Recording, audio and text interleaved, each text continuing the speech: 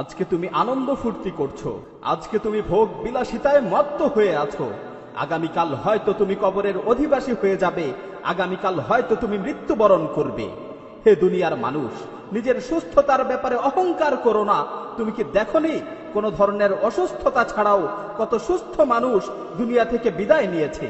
হে দুনিয়ার মোহে আচ্ছন্ন ব্যক্তি, আল্লাহর কসম করে বলছি, তুমি কবরে একাকী থাকবে, তোমাকে মাটি চাপা দিয়ে আসা হবে, তোমার এই সুঠাম দেহে কীট পতঙ্গ বাসা বাঁধবে। তোমার পূর্বে যারা দুনিয়া থেকে বিদায় নিয়েছে তাদের থেকে শিক্ষা গ্রহণ করো, তোমার পূর্বে যারা মৃত্যুবরণ করেছে তাদের থেকে শিক্ষা গ্রহণ করো। আল্লাহর শপথ করে বলছি, যখন তোমার মৃত্যু চলে আসবে তখন তুমি অনুতপ্ত হবে, যখন তোমার বিদায়ের ডাক চলে আসবে তখন তুমি অনুতপ্ত হবে।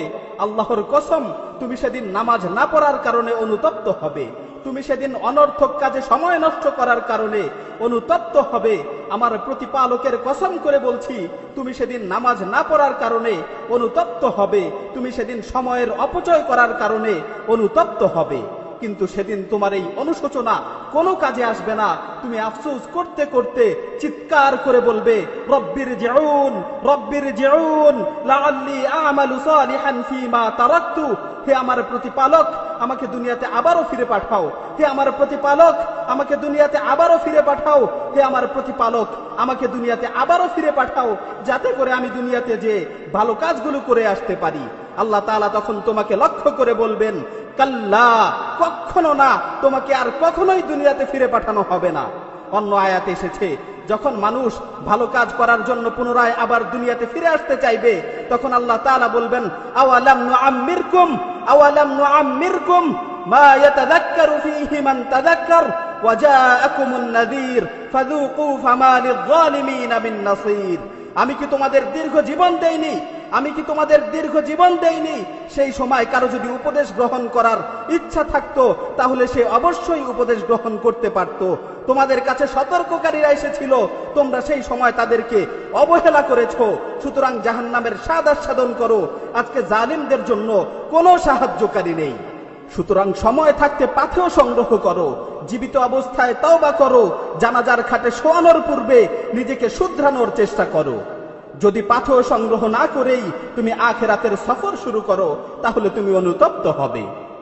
যায়েদান নুমাইদি রাহিমাহুল্লাহ তিনি বলেন, যদি মৃত্যুর নির্দিষ্ট কোনো সময় জানা থাকতো তাহলে আমি মৃত্যুর ব্যাপারে নিশ্চিন্ত থাকতে পারতাম যে অমুক সময় আমার মৃত্যু হবে। কিন্তু মৃত্যুর তো কোনো নির্দিষ্ট সময় আমার জানা নেই। আমি কিভাবে নিশ্চিন্ত থাকতে পারি যে আমার মৃত্যু কখন হবে? আমার মৃত্যু কি সকালে হবে না সন্ধ্যায় হবে? শেষ কথা হচ্ছে, তুমি তোমার বিবেকের কাছে প্রশ্ন করো, তুমি তোমার অন্তরকে জিজ্ঞাসা করো, তুমি কি এই অবস্থায় আল্লাহর সাথে সাক্ষাৎ করার জন্য প্রস্তুত? আজকে যদি তোমার মৃত্যু চলে আসে তাহলে তুমি কি মৃত্যুর সাথে সাক্ষাৎ করার জন্য প্রস্তুত? হে মৃত্যু সম্পর্কে উদাসীন ব্যক্তি, আগামীকাল তোমার মৃত্যুর ডাক চলে আসতে পারে। সুতরাং মৃত্যুর ব্যাপারে তোমার কি প্রস্তুতি রয়েছে?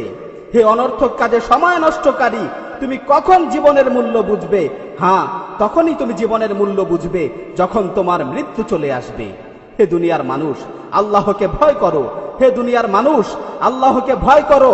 যারা দুনিয়া ছেড়ে চলে গেছে তাদের থেকে শিক্ষা নাও। পরিশেষে আল্লাহ সুবহানাহু ওয়া তাআলার কাছে ফরিয়াদ করছি, হে আল্লাহ, আমাদেরকে আপনার দ্বীনের উপর চলার তৌফিক দান করুন, আমাদের মৃত্যুকে সহজ করুন, অন্ধকার কবরের ভয়াবহতা থেকে আমাদেরকে রক্ষা করুন, কিয়ামতের কঠিন মুহূর্তে আমাদের হিসাব নিকাশকে সহজ করুন। রব্বানা আতিনা ফিদ দুনিয়া হাসানাহ ওয়া ফিল আখিরাতি হাসানাহ ওয়া কিনা আযাবান নার। হে আল্লাহ, দুনিয়া ও আখিরাতে আমাদেরকে কল্যাণের জীবন দান করুন এবং আমাদেরকে জাহান্নামের আযাব থেকে রক্ষা করুন।